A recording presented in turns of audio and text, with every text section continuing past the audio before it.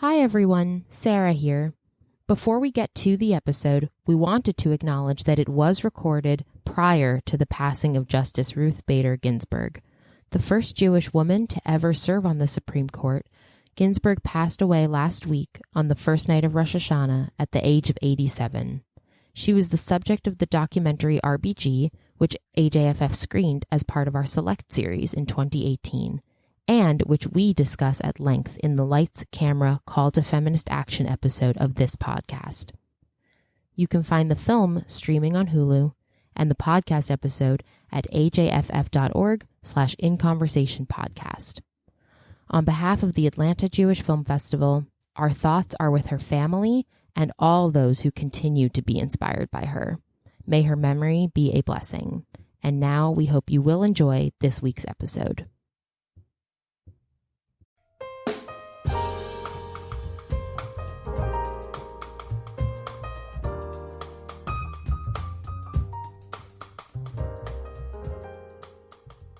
Hi, I'm Sara Glassberg. I'm Brad Pilcher. And this is AJFF in Conversation, the Jewish Film Podcast. Sarah, you have a wonderful conversation on tap for us. Absolutely. I had the pleasure of interviewing Jim Farmer, festival director, and Craig Hardesty, board chair from Out on Film, which is one of the oldest LGBTQ plus film festivals. Their mission is to inform, entertain, educate, and enrich the LGBTQ culture by showcasing films by, for, and about the LGBT community and its allies. I'm very much looking forward to hearing from Jim and Craig. But before we do that, let's take a moment to talk about what to watch this month, specifically the quote-unquote what to watch article on the AJFF website. Yes, for those who don't know, every month on ajff.org, there is a feature letting folks know what Jewish-themed titles are coming to streaming platforms, Blu-ray and DVD, and theaters. Though with the world completely turned upside down right now, it's not so much new in theaters. No, but maybe one day.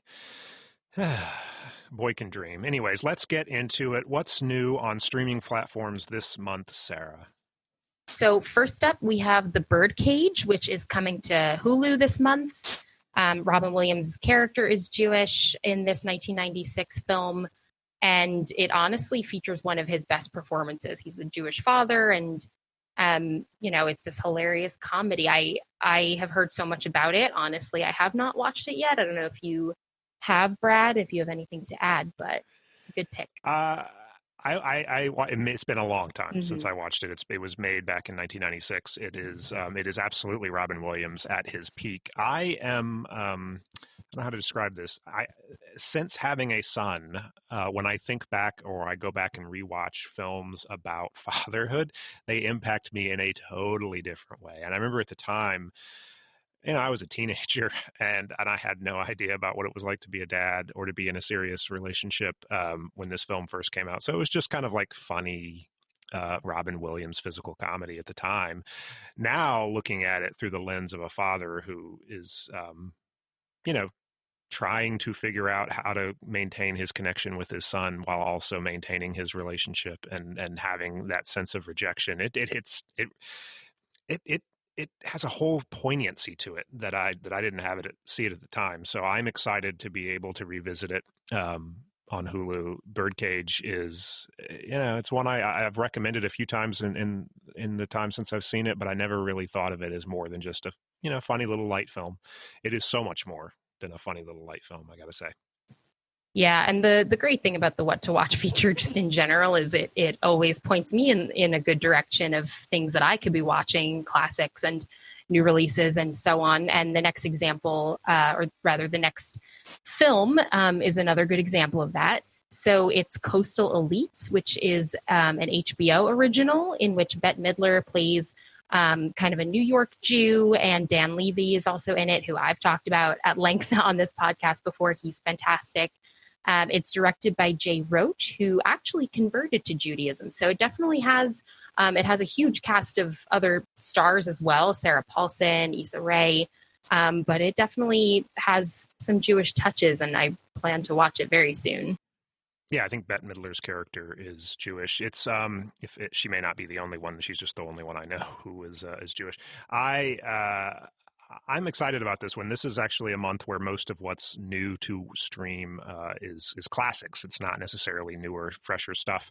But this is one of the sort of standouts that's brand spanking new from an incredibly talented director and an incredibly talented cast. So on that merit alone, it might be worth an HBO Max subscription. I gotta say, Coastal Elites is high on my to watch list, and for me, it'll be right at the front of the list because it's new. But I'm still excited to be able to share some films with friends of mine who have not yet had a chance to see classics like The Graduate, which is coming to Amazon Prime. This is a film that I have seen several times over the years, and it is absolutely a classic. Everybody talks about seeing The Graduate.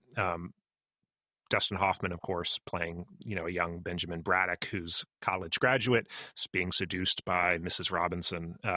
It is, it's one of those films that is totally of its time. It's totally of its era. It reflects so much of what was going on tonally in the 1960s. But, it stands up to the test of time in a way that a lot of other films that are rooted in those eras do not.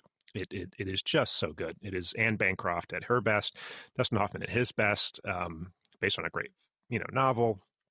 And it has a phenomenal soundtrack. If you have not seen The Graduate yet, you absolutely must go to Amazon Prime. And if you don't have an Amazon Prime subscription, I'm surprised because it seems like everybody in the country has an Amazon Prime subscription. So The Graduate, there's no excuse. This month, you must watch it. Very well said. And moving on to a new release on Netflix.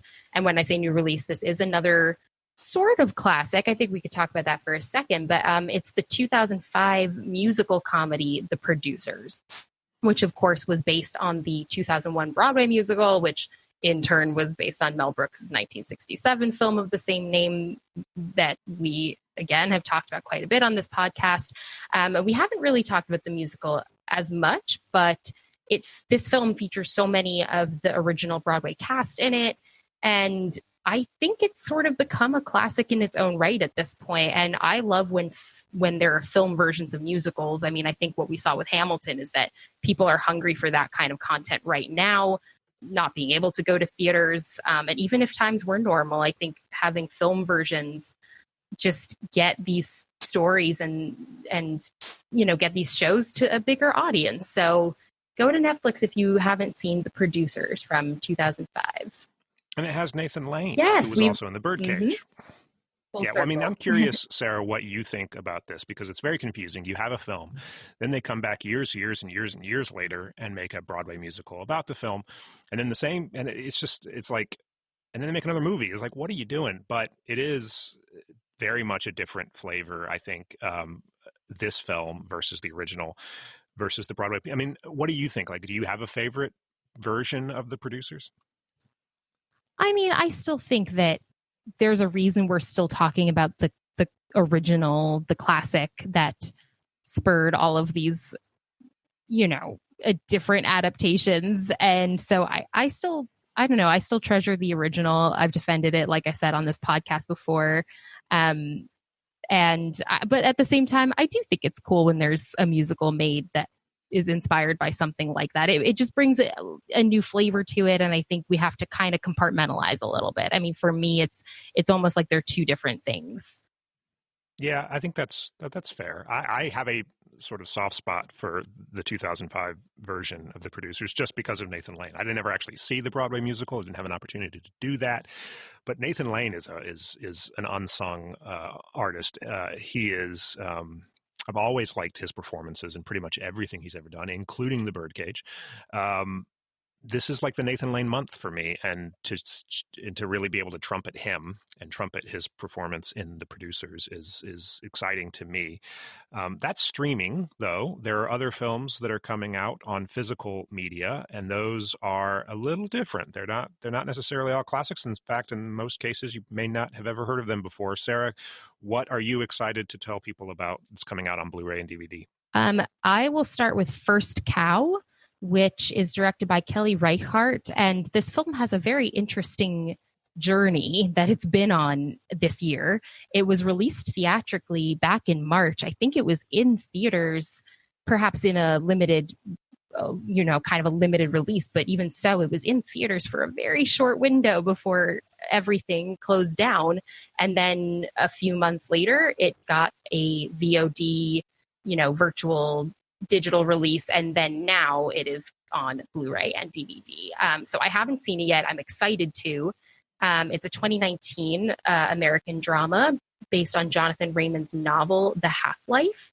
And it's about a Jewish baker who's ill-suited to traveling west. And so it's this, from what I know of it, it's a slow, kind of poignant character study piece similar to Wendy and Lucy, which is another Kelly Reichardt film that I really enjoy, starring Michelle Williams. So I'm definitely, excited for this one. And I hope, it was a hidden gem that, again, had this weird trajectory. So I'm happy that it's finally getting more widely released in these different ways.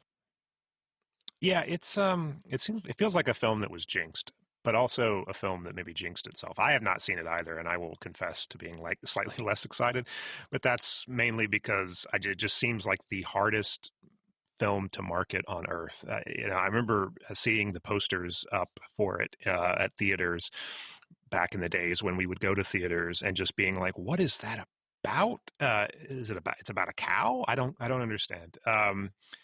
And it is supposed to be very slow moving. It is supposed to be a little bit more of a character study, all of which is catnip for some people and not so much for me. But then to get hit by the pandemic right after its theatrical release, I feel like this is a film that was clearly, could have benefited from a different timing and in terms of its release, maybe what could have generated some awards buzz, and just sort of has flown under the radar. But the pedigree of the filmmaker is unassailable. So from an independent film perspective, you really can't go wrong with this one. It's absolutely worth a pickup if you are interested in these kinds of poignant kind of character study pieces. I am less enthusiastic about it, but Sarah, I am excited that you are. It's got great, it's got great reviews, and I love that it's a female filmmaker, obviously always trying to support films by independent female filmmakers. It's important. So, and I like cows, even if it was just about the cow, I'd be fine with that. I'm a pescatarian. Like, I'd watch a story about a cow, but I think we're getting into like a weird territory there. So I think we should move on to Private Parts, which is kind of shifting gears a whole lot. But a whole lot. Yeah. Yeah. But hugely shifting gears. It's coming to Blu-ray and DVD as well. It's the 1997 narrative biopic of Howard Stern, who, the Jewishness of his upbringing and his persona and the way he owns that, it's all over this film. And you get to see a very early performance from Paul Giamatti, who's now such a force in cinema. From a milking cow to an absolute cash cow in Howard Stern, you could not have a harder transition there, Sarah. I actually am very much excited about this one. I've seen Private Parts again a few times. It's a great film. Howard Stern is one of those figures that, when he was at the peak of his controversial moment, he was this kind of divisive shock jock figure. I feel like he's mellow. He still talks about the same stuff, but he's sort of mellowed out as he's gotten older. But the man is worth almost $750 million just from being a radio DJ, and anybody who can pull that off is an interesting figure. The fact that he's extremely proud of his Jewishness and talks about it and plays off Jewish stereotypes in a way that other Jewish comedians have also done. It's a lot there. You might think, oh, it's just some sort of like lowbrow shock jock biopic about a guy who, is famous mainly for being famous and willing to do crazy stuff. But it is an incredibly rich and layered film. And you mentioned Paul Giamatti's performance, which is, as pretty much all Paul Giamatti performances are, except maybe in Spider-Man movies, phenomenal. I cannot recommend Private Parts enough to anybody who has not seen it. If you have seen it, you should absolutely want the Blu-ray in your collection. Go get it, is what I say. But there's another film that might be a little closer to AJFF fans' hearts that's being finally released on Blu-ray, which is Rewind, which was a winner of our documentary jury prize this past festival, about an abuse survivor going kind of back into his past. Did you see this film during the festival, Sarah? Did you like it? This was one that I missed. But I'm so happy that it's getting this Blu-ray DVD release now. We had such amazing, important, difficult conversations with, local expert speakers, as we often do around this one. It's a film that requires that. So I do hope that, people are seeking out what they can online as far as further research and reading and resources and all of those good things, because, as you said, it is a very difficult topic, but it did win our documentary jury prize, which really says something about the way this film is done. Looking back at the main subject's father kind of obsessively recorded the family's every move, so he uses video within the larger confines of the film. Just even that alone is so fascinating to me. He's able to kind of build a case and look back on sort of his memories in that way. It's something that I'm sad to have missed. I regret missing it, but the audience response and clearly the jury response means that we should all be going out and seeking this film out on Blu-ray and DVD for sure. Absolutely. Now you can revisit it because it is out on Blu-ray. Rewind is a great film. It really is a great film in the sense that the filmmaking, the techniques that the director is using are just, it's a masterclass. It is a horrible film in the sense that it is just disturbing and it's hard to watch. And the issues that it brings up around, child sexual abuse is something that, you have to have some tolerance for. So, trigger warnings for anybody before they go watch this film. But if you haven't, you have an opportunity to revisit what is really a genuine classic in the making in terms of documentary filmmaking. I really think it's phenomenal, and our jury did too. So it is out on Blu-ray and DVD. You can get all of these films on streaming platforms, on physical media. We cannot recommend them enough. Special thanks to Leah Sitkoff, who put together our list this month and puts together the list every month. That is the September list. We'll have more next month, but in the meantime, I'm going to turn it over to you, Sarah, because you have a very, very good interview that I am very much eager to listen to.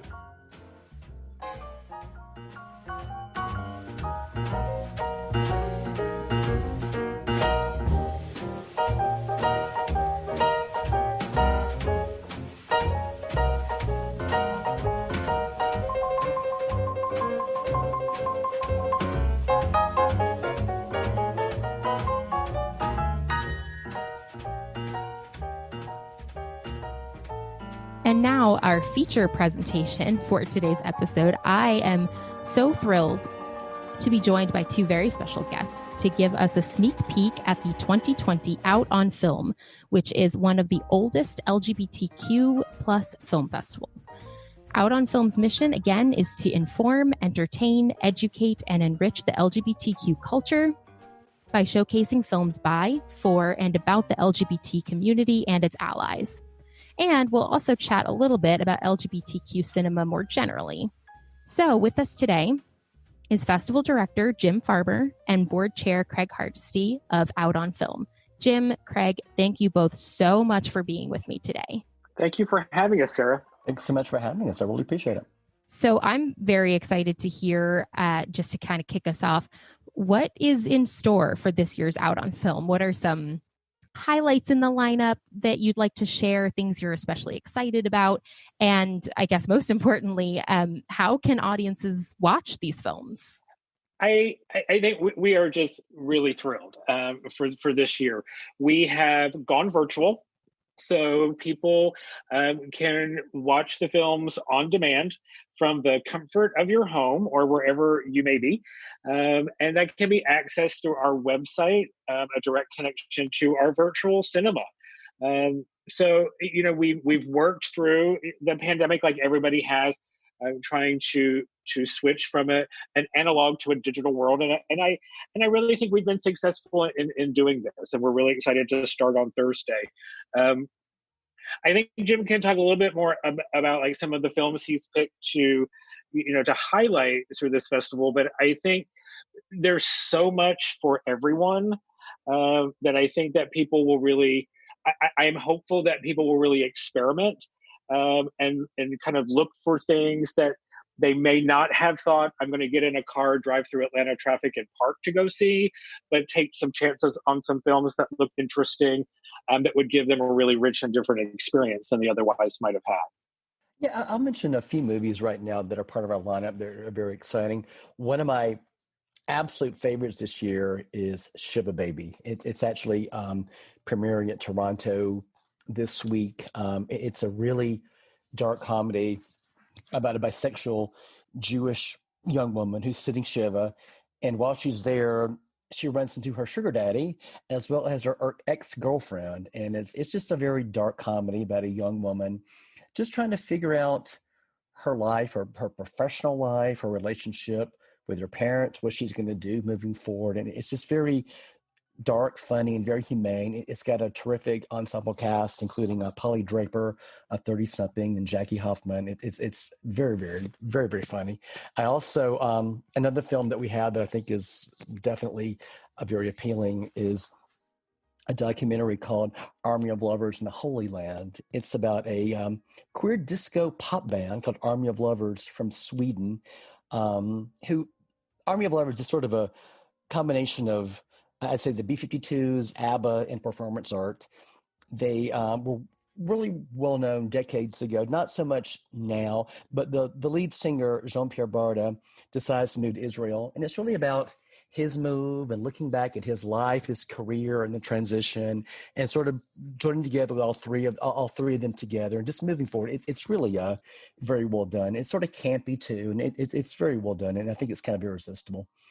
And Craig can talk about our opening night film. Yeah, I was going to say too with Army of Lovers, it's that one where you look at it and you'll wonder, would I like this? And from the moment it starts, they're so infectious that you just love them. And then his journey as he goes to Israel, to find himself and who he is really quite moving. And I think that people will really enjoy that. We're opening with a film called Surviving the Silence, which we're very excited about for a couple of reasons. One, the filmmaker Cindy Abel is local. So, for people who are in town who know who Cindy is, and I think it's a great way to celebrate one of our own.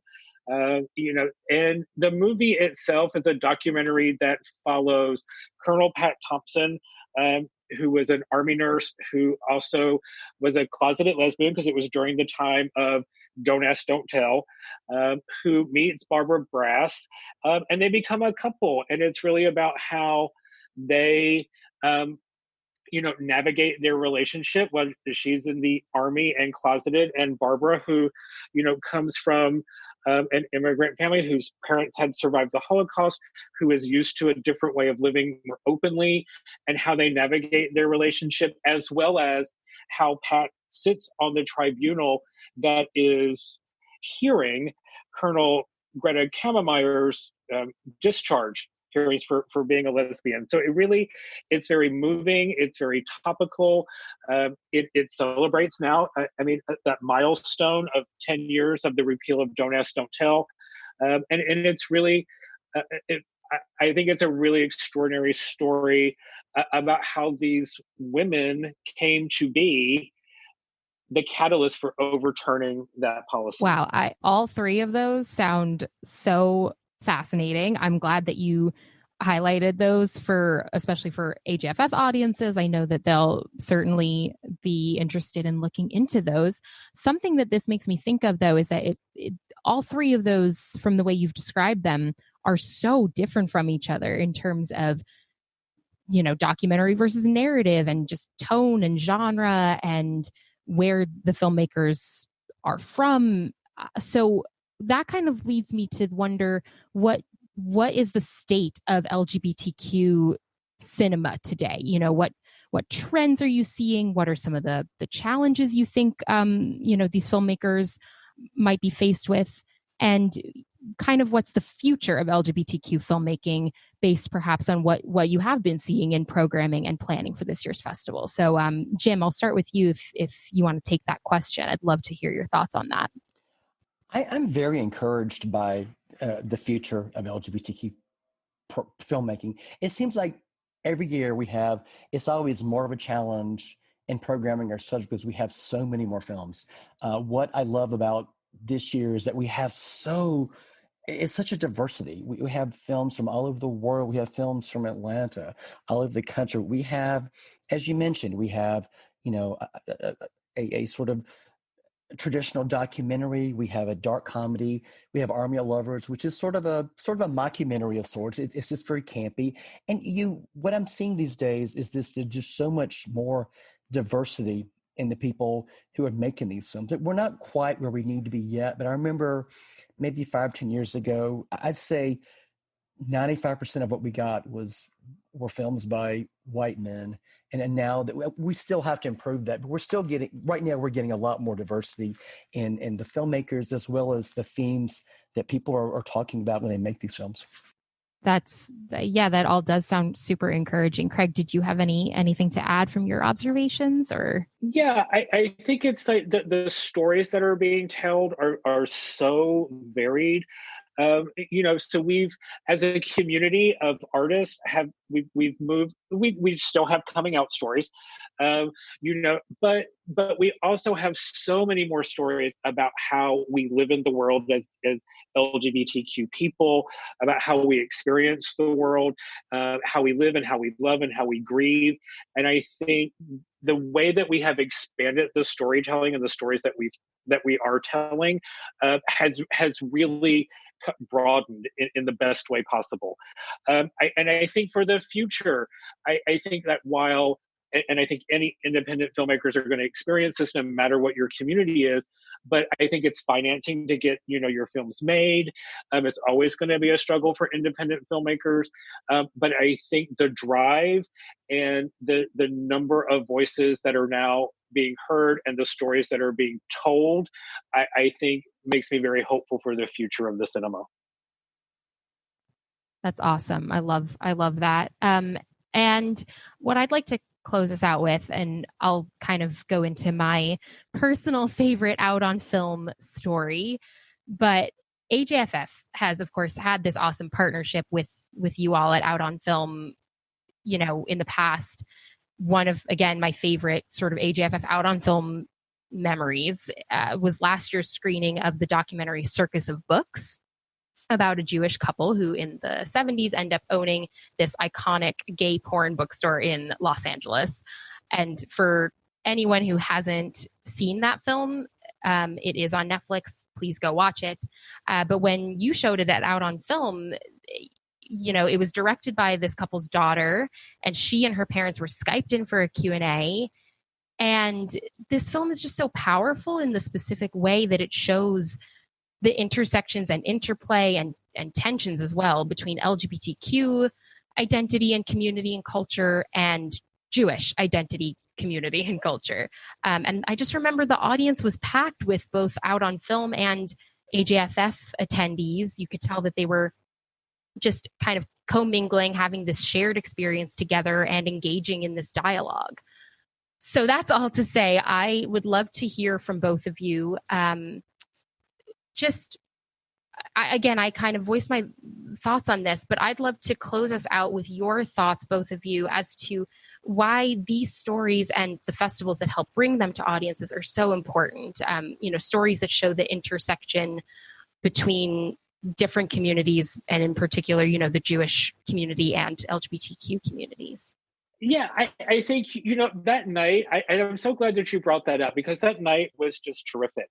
Because you do see how stories, how they bring us all together as a community. And that we do have, our identities are made up of different aspects of who we are.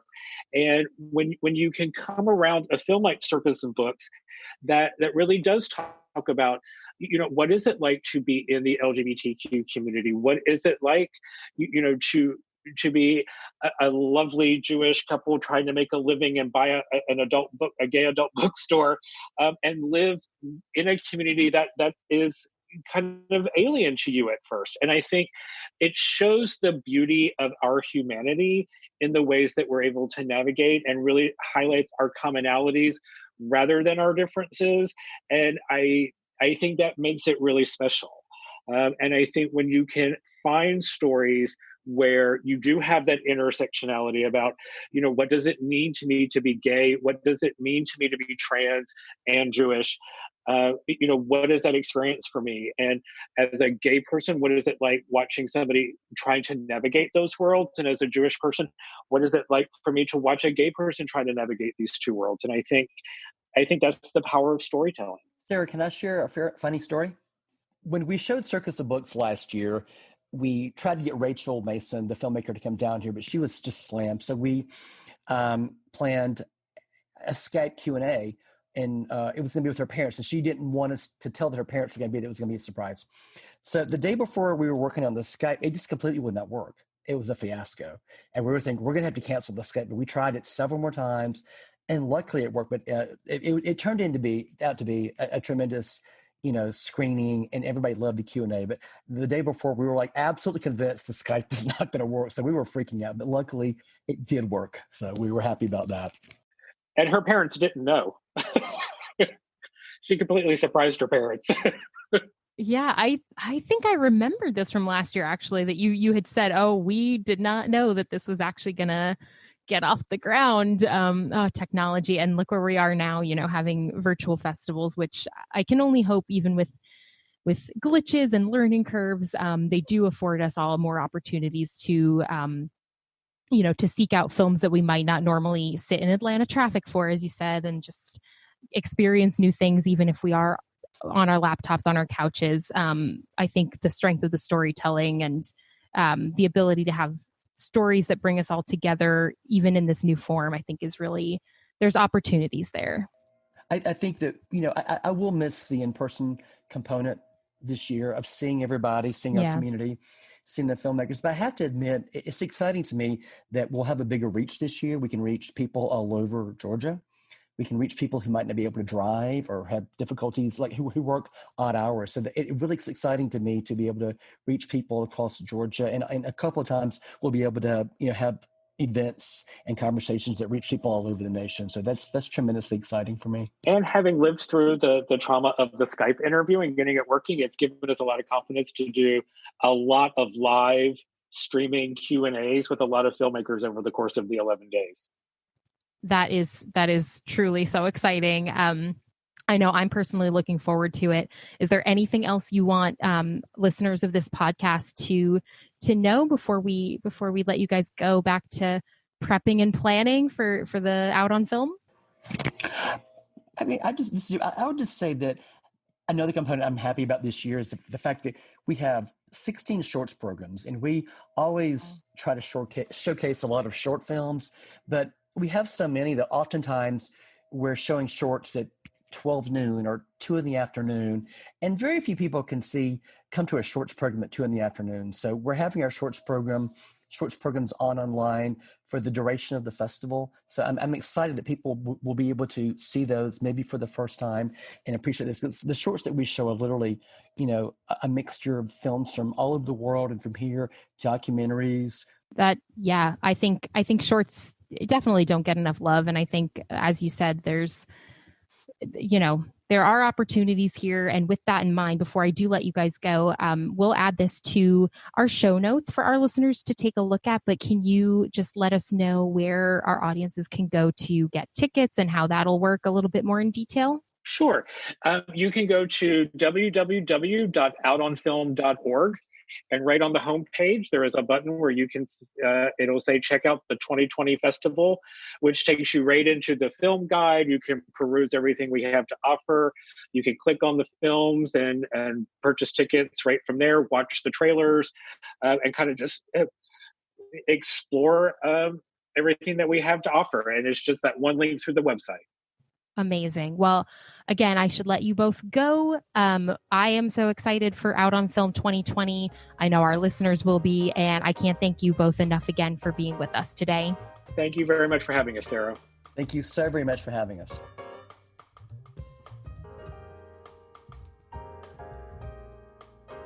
As always, I'm Sara Glassberg. Producing and editing the show is our technical director, Chris Holland, and my co-host is Brad Pilcher. Big thanks again to Jim Farmer and Craig Hardesty, our guests from Out on Film. The music you've been hearing throughout this episode is by the incredibly talented Joe Alterman. Please look him up wherever you get your music. You can find more from us as well as show notes, including the link to outonfilm.org, where you can find out more information about this year's Out on Film Festival, at our website, ajff.org/inconversation. Our email address is inconversation@ajff.org. You can drop us a question or comment, and we might just include you on a future episode. Please don't forget to subscribe in your podcast app of choice or check out our YouTube channel for new episodes. Give us a rating, a review, it all helps. But what helps perhaps more than anything is your financial support.